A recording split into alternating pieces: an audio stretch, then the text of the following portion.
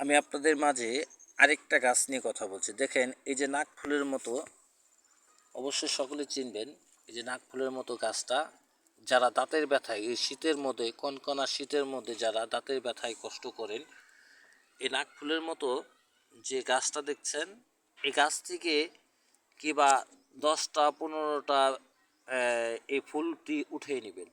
উঠিয়ে নিয়ে কী করতে হবে, আপনার এই দাঁতের জন্য সুন্দর করে উঠিয়ে এটা আপনি হয়তো যে কোনো মাজনের সাথে, যেমন আছে আপনি বিদ্যুৎ মাজন, কি বিভিন্ন ধরনের মাজন আছে, মাজনের সাথে এটা মিশ্রিত করতে হবে। যেমন আপনি বেটে সুন্দর করে মিশ্রিত করে এই মাজনটার সাথে আপনি যদি দাঁত মাজতে পারেন, দাঁতের গোড়ায় যে কোনো জীবাণু থেকে মুক্ত দান করবে। আসলে দাঁত অমূল্য সম্পদ। দাঁত আপনার আমার সকলকে যত্ন করতে হবে। আমরা দাঁতের ব্যথার জন্য বিভিন্ন জিনিস ক্রয় করি।